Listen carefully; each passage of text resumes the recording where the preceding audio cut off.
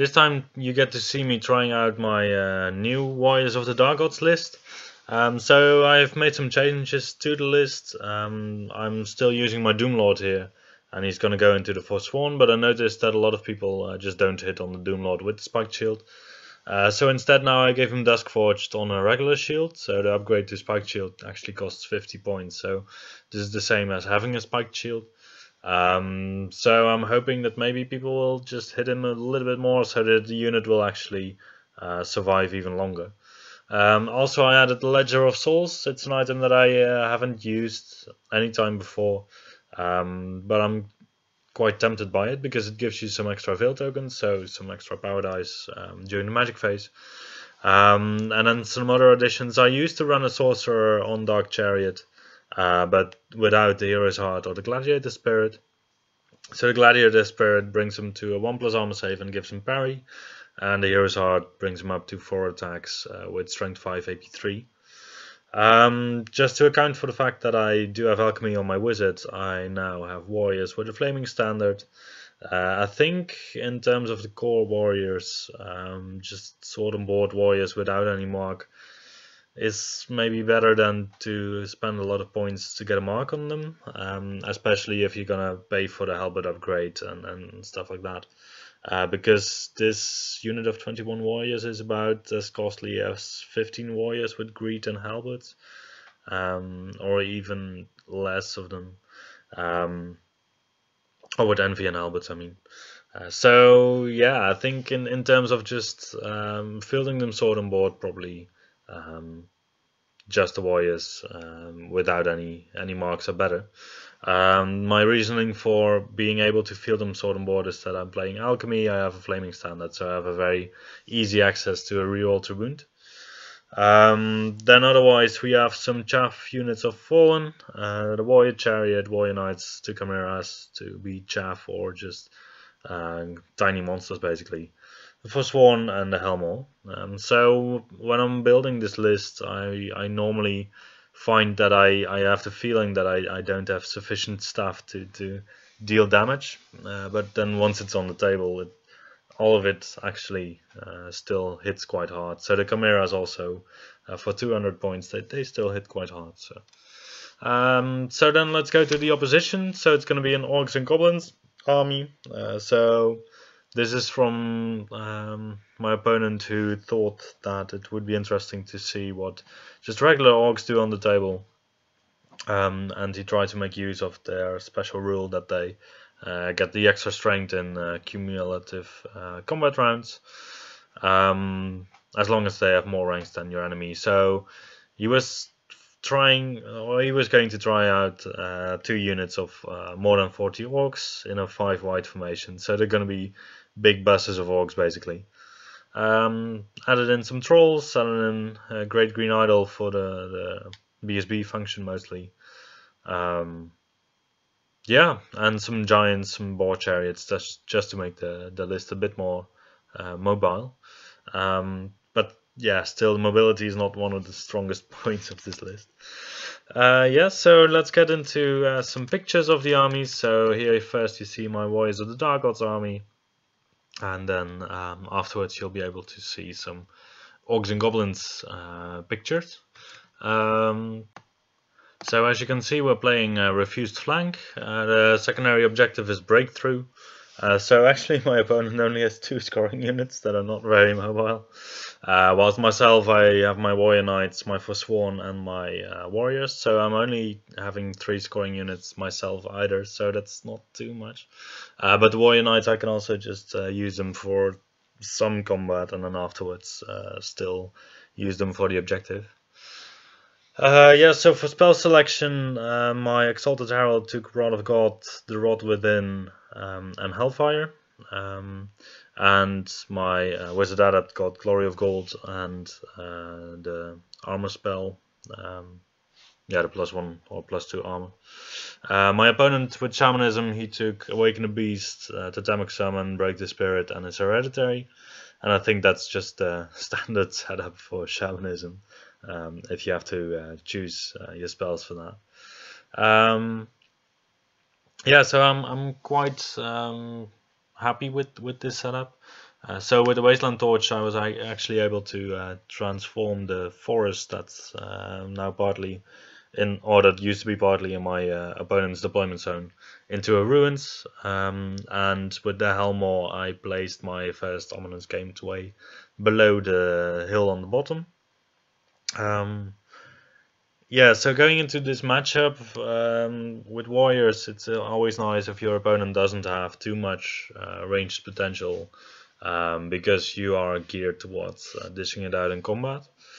And this Exalted Herald is a very fun piece to use if you face someone who doesn't have any ranged output, because if they have range, then he can lose some wounds over time, and you basically have to compensate for that with either the hard target manifestation, or the one that regains your wounds during your own melee phases, or the one that gives you access to Pentagram of Pain, so that you can regain wounds through the sacrifice. But now in this matchup, I don't need any of this. So in the end, I have a strength 6 model with 6 attacks with offensive 9. So that's going to hit on 2+ against nearly anything in this army, and wound on 2+ against a lot of stuff, and 3+ on the giants and the chariot.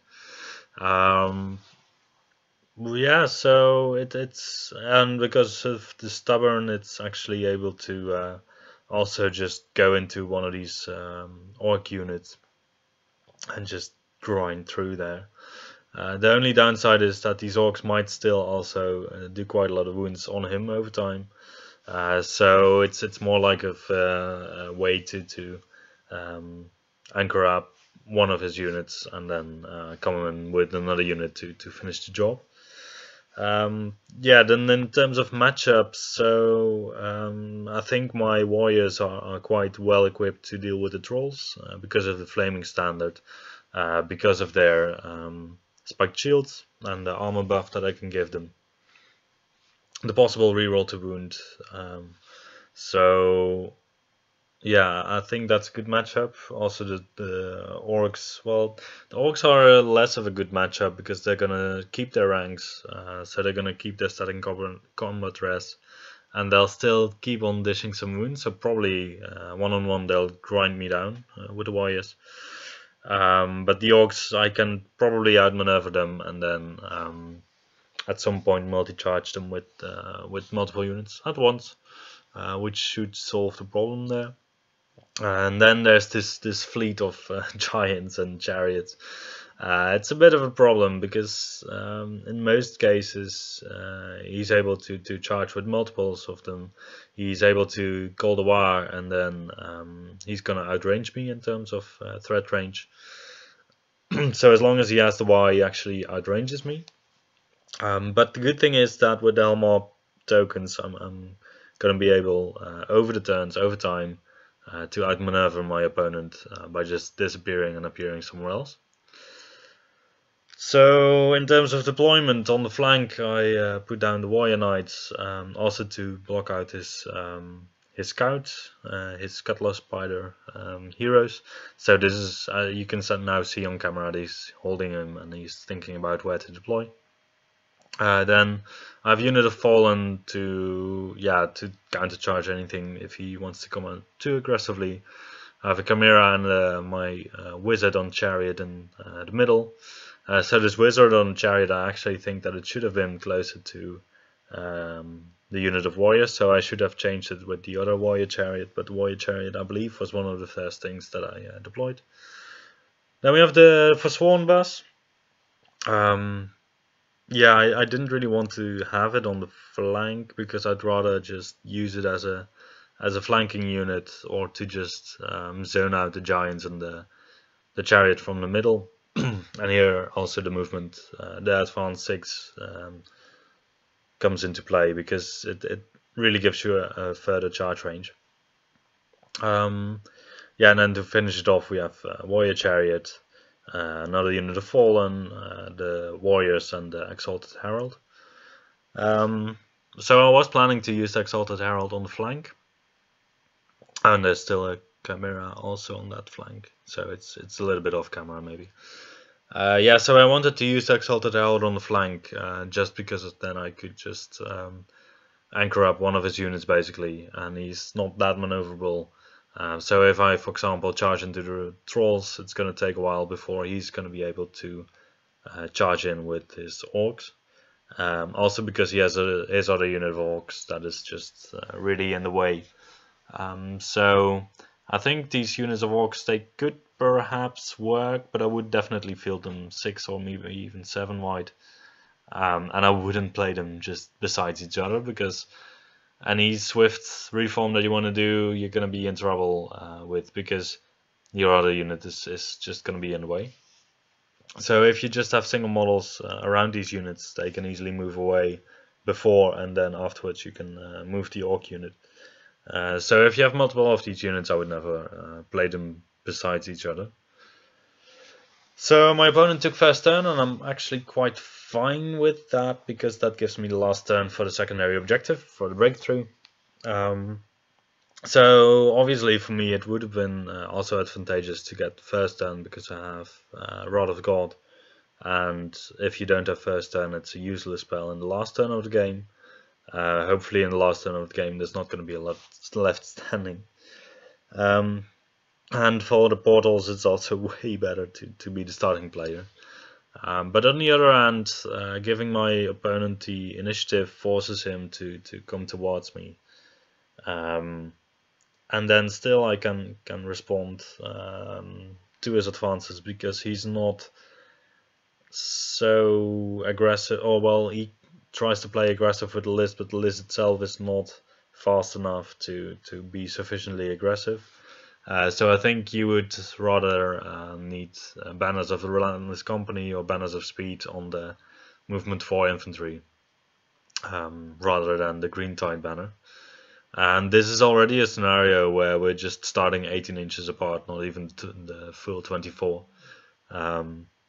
So yeah, in different scenarios, this list would certainly struggle more if it wants to push as aggressively as it seems. So after this turn of my opponent, where he just advanced up and his magic was quite inconsequential, because he tried the Thermic Summon and then missed it by 1 with 3 dice, and then the Break the Spirit I managed to dispel. So actually, I don't think he actually got any magic through. So in my turn I was assessing the situation, and it would have been very easy to just charge in. The only charge I did was to fall into the Goblin Chief that was in front of my Forsworn brick, because I could get into the side of it. And yeah, that's the only thing really. With my Exalted Herald I was able to block off his big unit of Orcs on the right, so giving him the opportunity, if he wants to charge in. I'm gonna lose probably the first round of combat, but I'm gonna be stubborn, so I'm fine with that. And he also has the trolls that he can charge in, but he's gonna be able to make contact with just 1 troll. So I'm just also gonna lock up these guys in place. So basically, by just putting this model in front of his unit, I retard his entire flank there, which is good for me. The Chimeras, they go through his lines and they turn around, as they do with their March 20. And the rest basically just backs off. Time is on my side, because I have the offensive ranged magic damage output, and I have my portals. My portals are gonna only work after a couple of turns. So I placed another portal besides the warrior block, so that later they can go in and they go behind the stone trolls on the right. So the token is now on top of one of the stone trolls, but I would imagine that my opponent is not going to be able to prevent me from going into the portal. Then we had the magic phase. So in the magic phase I started with a Rod Within on his unit of Orcs, his big unit. It's a permanent spell, so it's a very good spell to cast just in the first turn of the game, just to put the pressure on. I rolled a 14, and then after his magic resistance it became an 11. My opponent tried to dispel it and he didn't manage to dispel it, so that was a real bummer for him. And then I had 3 dice left to cast the Rod of God, and I actually managed to cast it. So I was able to just put it in the middle of the field where you can see the magic card between all the giants. So in this situation, the Ledger of Souls actually really helped, because I had 2 models that died previously due to his attacks, which gave me 2 extra veil tokens, which gave me actually the amount of veil tokens just necessary to tip the balance between having sufficient dice to do all of this or not at all. And I must say my opponent has been quite unlucky so far, and also will be quite unlucky in the rest of the battle to try to dispel stuff and things like that. So then we go to his turn, and he's already, well, he is looking at the board and being a bit cautious about what to do, because if he advances up full, well, there's a couple of options. Either he can charge in and hope to make all of his charge rolls. He can use the Y if he wants, but he had the random mover in front of my warriors, so he's not going to be able to go into the warriors very wide. So maybe his orcs should have tried to go into the warriors, because they had a lot of ranks, but then again, I will most likely just stick based on my leadership, because I still also have a lot of ranks. So it's gonna be, if he's gonna win, it's gonna be minor only, and then yeah, we're gonna look at the damage output. Probably it evens out quite nicely. And then for the rest, he has some giants that have charge rolls on a 10 or so. So if he's gonna go and commit fully, it's gonna be quite dice dependent. And also if he makes it with a couple of them, there's gonna be highly likely a couple of them that don't make it, and they end up within the range of the Rod of God. So that actually forces him, at least in his opinion, to go back and withdraw a bit, to consolidate his forces. So he does go forward with his brick of orcs, and the other orcs, they charge into my Exalted Herald. So this is actually what I had hoped for. Just my Exalted Herald in the middle of his lines, just safe basically where he is, apart from the orcs trying to hit him. But they are gonna only hit him on 5+, they're gonna wound him on 5+, I'm gonna have a 5+ save left and a 4+ Aegis left. And he's gonna have, it's the paired weapons unit, so he's gonna have 16 attacks. So that should be less than half a wound a turn, easily. So over time, with my 2+ to hit and my D6 stomp, also at strength 6, I'm just gonna grind a lot of orcs at least. So I was hoping to just break him sometime, because with the fear that I cause, with the stat-fast roll that he has to make on an 8 with the reroll provided from the Green Idol, he's kind of likely to break sometime. So what otherwise happens is that he charges into my Fallen with this, with one of his board chariots. So I'm quite happy about this, because this means that probably they're gonna die, and then I'm gonna get fail tokens again. And then on top, I had the feeling that I had to force something, some kind of change there.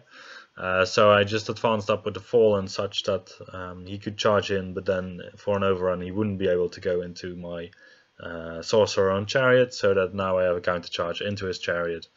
And I also have a charge with the Warrior Knights onto his Chariot. So the tricky thing here is that he could still flee with his Chariot if he wants to.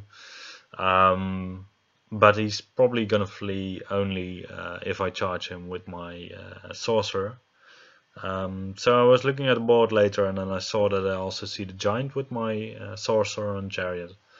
So they're both rolls of 10s, I believe. So the Warrior Knights into the flank of his War Chariot, and the Sorcerer into the Giant. I think if I go in with my Chariot, I might be able to just do sufficient wounds on the Giant to make it break. Yeah, his Magic Phase sees him get a reroll to hit on the Great Green Idol, and a reroll to wound on my, a reroll to hit on my Forsworn Boss. So this is the Bring of Pain. And then the Comet doesn't go, or the Rod of God doesn't go off yet. The Exalted Herald mows down some Orcs and just sticks around on minimized leadership from the Guiding Light attribute. And then we go to my turn. So the charges I declare are the Warrior Knights into the flank of the Boar Chariot on top, the Sorcerer into the Giant on all the way on top.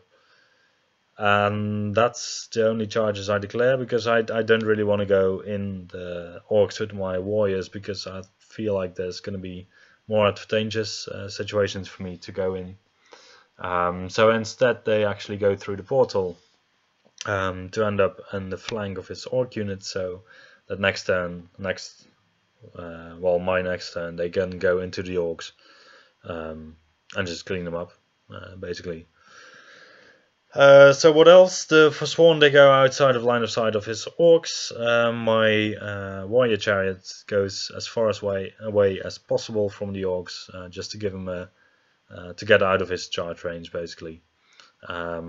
The Helmor consolidates just to be ready to put another portal on the left, because both of my units didn't make any charge. So both the Chariot and the Warrior Knights didn't make their charge, unfortunately. So I was hoping that one of them would. But even then, if only the Warrior Knights made the charge, then they would have a counter charge by 2 Giants ready. So that would not be the most pretty, actually. So maybe I shouldn't have done that. But then again, these Giants, they have agility 3, so on the charge they have agility 4. I shouldn't damage them at all before I start combat, because that means that he's going to hit me on 4+ with 5 attacks. And then he's going to wound me on 2+, but I still have a 4+ save, so he's likely to do like 1 wound. Then afterwards it's my attacks, I'm likely to do like 2 wounds maybe. So then he actually loses combat, so that would be great. And then afterwards I could countercharge with my Sorcerer on Chariot. Yeah, so in terms of magic, I don't believe I do. He countercharged my Exalted Herald with the random movement Totemic Beast that he cast, and I managed to take it down with a Hellfire. And then we, otherwise I don't believe I cast a lot.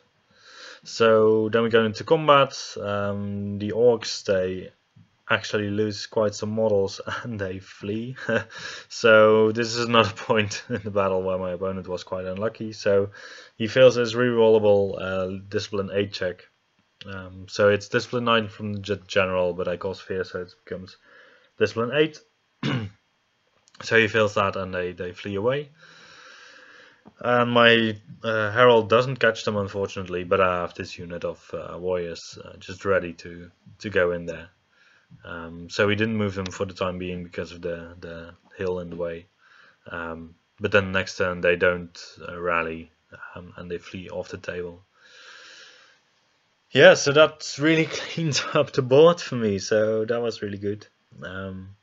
And then we go into his turn otherwise. So he charges in on my chariot with 1 boar chariot and a giant. He charges in with the Great Green Idol onto my Forsworn. And I believe that's all of the charging. Oh no, he charges also my Chimera that fled previously because of the Fallen that was breaking and it failed the panic check. So he charged into there. And then the Orcs, they advance. So what I was thinking with the Sorcerer on Chariot is that it's not a very good matchup for it, but I still have the Hero's Heart. So I still have 4 attacks at strength 5 with a higher offensive skill. So he's gonna have his impact hits and his strength 5 attacks or strength 6 attacks on the giant. But he's gonna hit me on 4+, wound me on 4+ for the impact hits, 3+ for the giant, and then I have either a 3+ save or a 4+ save left. So that's not even too bad. So it could go very wrong, very well. But I still also have to factor in the Weird Stone, so he actually gets 1 less hit with his impact hits. So yeah, it's quite a sturdy model if you look at it that way. So I like this setup more than the setup where you don't have the Hero's Heart and the Gladiator Spirit on the chariot, because it really buffs up the model to the next level. Yeah, so in his magic phase he manages to, I believe he cast another totemic summon in front of my warriors on the right. So my warriors were not occupied at this point anymore, so I was fine with it. Because I didn't have any plans for them otherwise anyway. And then the Great Green Idol already got 3 wounds from the Rod of God that came down at the end of this turn. Otherwise, not a lot of damage happened, I believe. His Giant is able to clear up my Chimera. And then we go into the combat with the Great Green Idol. The Great Green Idol gets 2 more wounds from my unit, so I wound on 6s, and I just had a lucky roll there. And then it just poofs. So it didn't hit me. It just has a charge and it's the BSB. I have 2 wounds. I have a rank. It's -1. It has a minimized roll of now discipline 8, I believe. It fills it twice and it takes 1 wound and it's gone. So yeah, my opponent was quite unlucky in this game. Also during the magic phase, as you might have noticed, he already had 2 times where he didn't cast a lot anyway. And then even on the charge into my sorcerer, he only did 2 wounds and I did like 2 wounds back. So then I just managed to stick around and I was ready for the counter charge with my warrior knights. So at this point we actually we stopped the game because we drew the conclusion that this was a game that was clearly just already won by the warriors of the Dark Gods. So thank you for watching and see you the next time.